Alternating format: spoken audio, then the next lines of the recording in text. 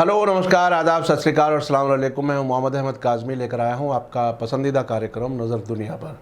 आज middle east से बड़ी खबर है। आज हिजबुल्लाह ने लेबनान के ख़िलाफ़ अमरीकी नाकेबंदी तोड़ते हुए ईरानी तेल टैंकरों को वेलकम किया है।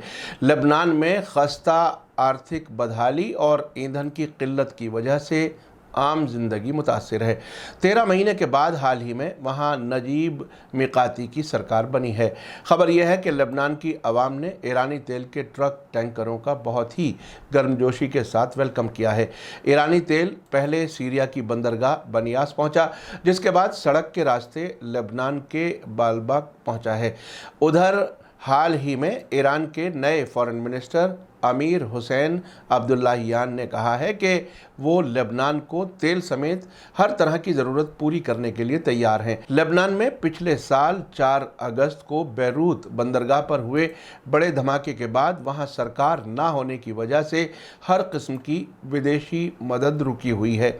एपिसोड काफ़ी अहम है, आखिर तक ज़रूर देखें। आगे बढ़ने से पहले आपसे गुजारिश है कि अगर आपने अभी तक media star world YouTube channel subscribe नहीं किया है तो सब्सक्राइब कर लें और घंटी दबाना ना भूलें। और अगर आप हमें फेसबुक पर देख रहे हैं तो हमारे पेज को लाइक करें ताकि हमारी हर नई वीडियो की खबर आपको सही वक्त पर मिल सके।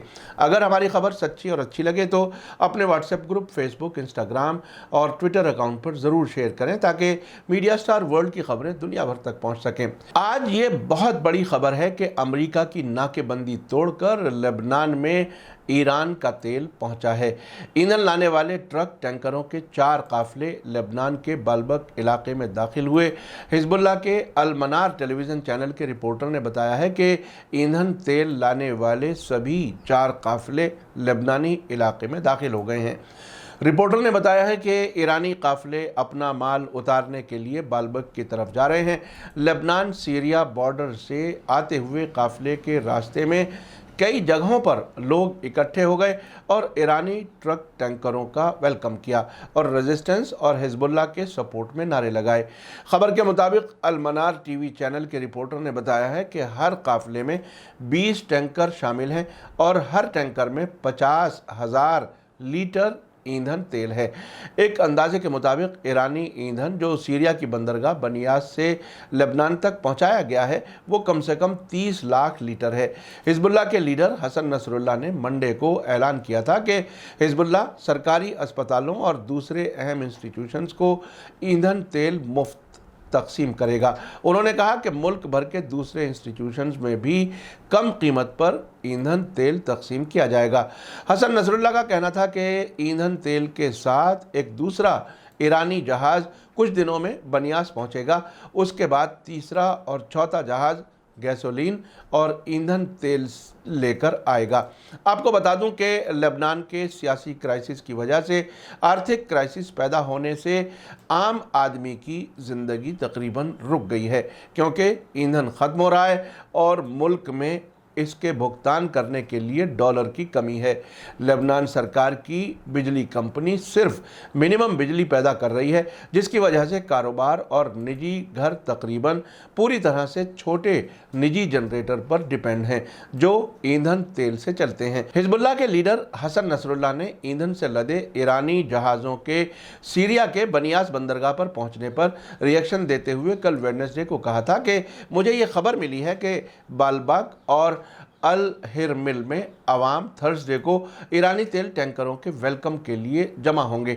मैं इन इलाकों में हिजबुल्लाह के ज़िम्मेदारों और आवाम से अपील करता हूं कि वो अपनी सिक्योरिटी और ईंधन के लाने की कार्रवाई को आसान बनाने के लिए भीड़ के तौर पर इकट्ठा ना हो। उनका ये बयान अल मनार टीवी के ज़रिए दिया गया था। हसन नसरुल्लाह ने मंडे को अपनी तकरीर में कहा था कि पेट्रोलियम प्रोडक्ट से लदा पहला जहाज़ जारी हफ्ते में सीरिया की बनियास बंदरगाह पहुंच गया है और थर्सडे को ईंधन पहुंचाने का सिलसिला शुरू हो जाएगा। अभी 2 दिन पहले ईरान के फॉरेन मिनिस्टर हुसैन अमीर अब्दुल्लाहियान ने कहा था कि हम अलग अलग मैदानों में लेबनान की ज़रूरतों को पूरा करने के लिए तैयार हैं। उन्होंने ये बात तेहरान में हिजबुल्लाह के नुमाइंदे अब्दुल्ला सफ़ीउद्दीन के साथ मुलाकात में कही थी। इस मुलाकात में ईरान के फॉरेन मिनिस्टर अब्दुल्लाहियान ने कहा कि तेहरान रेजिस्टेंस को सपोर्ट करता है और उसे जारी रखने पर जोर देता है। उन्होंने इजराइल के मुकाबले में लेबनानी अवाम के सख्त सख्त रेजिस्टेंस की तारीफ करते हुए इस काम को इलाके के सभी मुल्कों के लिए फ़ख्र की बात कहा। इस मुलाकात में ईरान के फॉरेन मिनिस्टर हुसैन अमीर अब्दुल्लाहियान का कहना था कि ईरान लेबनानी अवाम की ज़रूरतों को पूरा करने के लिए पूरी तरह से तैयार है। इस मौके पर हिजबुल्लाह के नुमाइंदे अब्दुल्ला सफ़ीउद्दीन ने हुसैन अमीर अब्दुल्लाहियान के फॉरेन मिनिस्टर बनने पर मुबारकबाद देते हुए हर मैदान में ईरान की तरक्की की दुआ की।